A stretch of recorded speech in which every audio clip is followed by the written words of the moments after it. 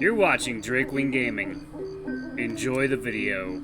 Hey guys and gals, Never here from Drakewing Gaming, to Sylvia Mounts, what the Gaming Drag. Today I'm coming back at you another Let's Play episode of Arches. So yeah, let's go ahead and jump right back in, shall we? Alarm chain, you were up, and let's go. Alright.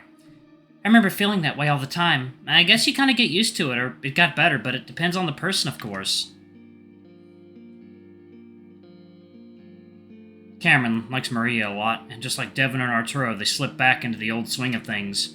It's nice, but he can't help but notice how he's been swept out of the conversation with Arturo. Anyway, the main reason I went back to work this early is because I needed something to feel normal again.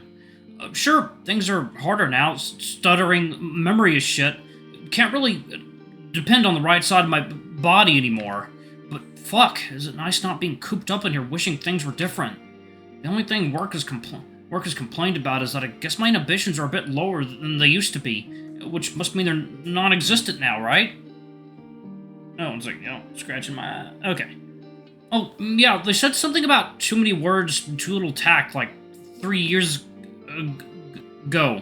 So I'm pretty sure it's just me, but magnified. Cameron turns his full attention back to his own conversation. The effort of trying to figure out what's going on while keeping up with what's being said is far too difficult.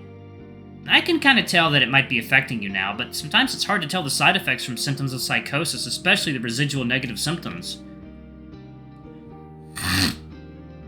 I mean, positive symptoms are obvious, but making your thoughts flow normally again? Making yourself want to go back outside, talk to people live? That tends to come back last, and sometimes it might come back a bit different. Maria has been suffering from her disorder for years longer than Cameron, and he senses her reluctance to say what might happen. Sometimes it doesn't come back, and he always wished to just be who he used to be, but you learn to live with it. Now, while he tries to hold a conversation about psychotropic medications with Maria, he realizes how much things have changed.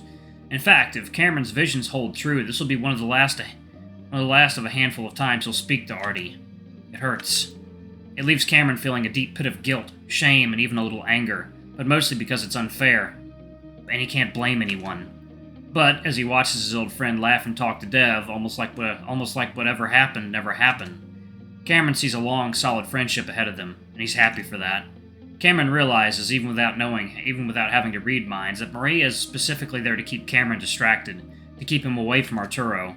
That finally shuts up the psychic part of Cameron's brain. Rather than leaving a hollow feeling, he's left feeling like he's been punched. Why are they treating him like a monster? Like he's the final thought he receives is from Maria, and deep down, under her concern for Cameron's diagnosis, she's wondering if he's prodding at Arturo's mind. Arturo can sense him. His own sensitivity is subtle, almost too understated to be picked up on, but it's there, and that's why he feels like Cameron is carrying Echo with him. I mean, y'all are all carrying it with you. Everyone who has set foot in that place brings a little bit of it back with them. That is, if they don't stay there. Cameron is mainly worried that Arturo knows what he's doing right now, and his neck and cheeks become warm, feeling like he's been caught in the act for the first time.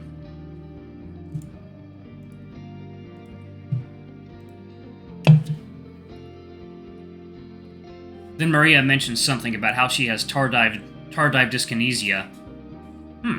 And Cameron focuses back on their conversation, genuinely curious if he's gotten better if it's gotten better for her with time. And that's how the rest of the afternoon plays out. The reason he'll only see Arturo 2 or 3 more times in his life isn't because of Arturo or Maria. It's because Cameron knows he can't come back here and cause them stress like this. Cameron is no longer part of their lives, and he simply can't be, no matter how hard any of them try. Despite the hurt from learning their thoughts about him, Arturo's future is, if he has to sum it up, a happy one. And who can ask for any more than that?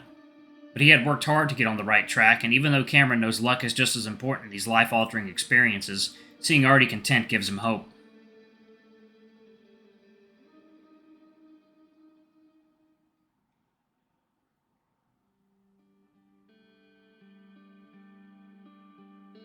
March 2023. Time continues on in its steady, unrelenting march, and it brings with it both good and bad. The pandemic falls into the background. Global instability and war comes to the forefront. Money becomes tighter, and the world keeps moving on, as it always will. It still leaves Devin almost breathless at the idea that he'd change their lives in one weekend.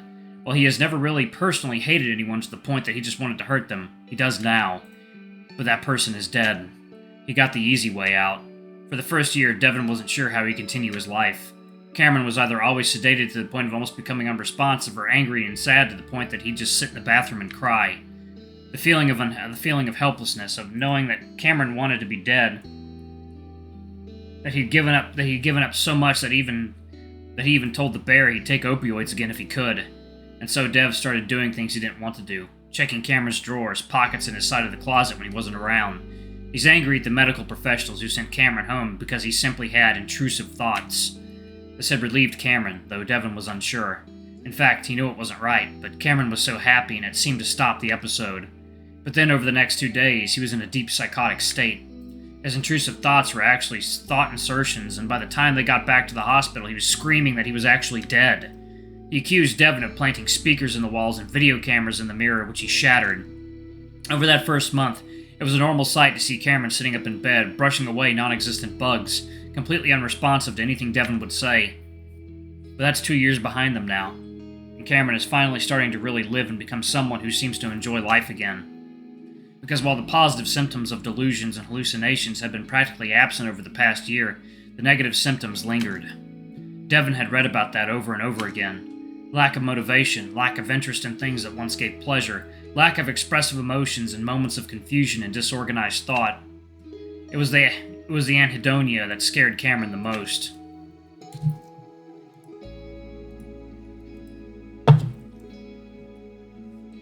It scared Cameron too, because what's a life worth living if you don't want to do things you trained and aspired to do most of your life?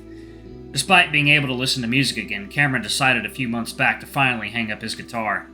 Cameron's paw is still weak, and it still has a slight tremor to it when he holds it up. But Cameron hadn't touched his keyboard either, leaving it unplugged and dusty in their basement. The sight made Devin far more sad than it did Cameron. He still wonders if he'd been more of an advocate for Cameron, maybe pushed for further observation. It could have stopped the psychosis before it truly spiraled. Maybe he'd be his old self. Oh. What's wrong? You reading my mind again? No, I can read your face. Devin doesn't want to bring down Cameron's mood.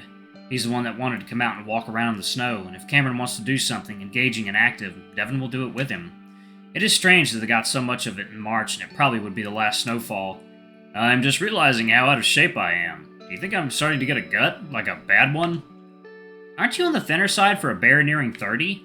Cameron makes a point of looking at Devin's midsection, and prods at it, making the bear huff.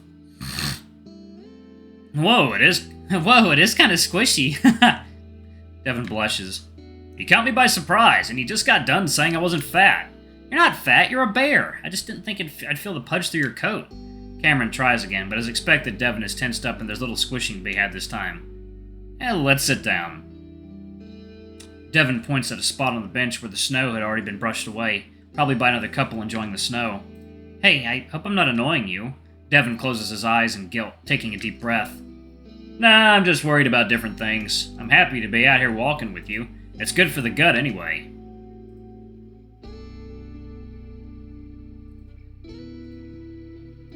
Cameron rolls his eyes as they sit down. I'm getting chubbier too, you know. It happens, and I love your body. If you want to fool around tonight, I can have a closer look. Cameron leans against Devin's shoulder. If only I get to have a look at you too.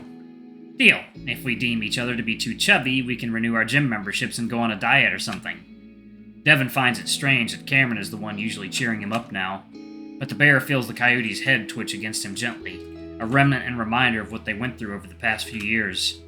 It also makes Devin realize the coyote is worried about him, and the bear wishes he wouldn't be.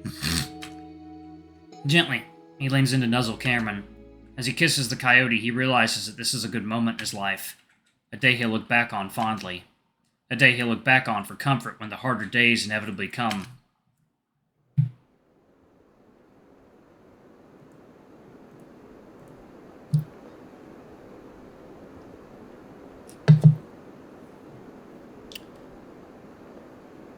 One second, y'all. Water time.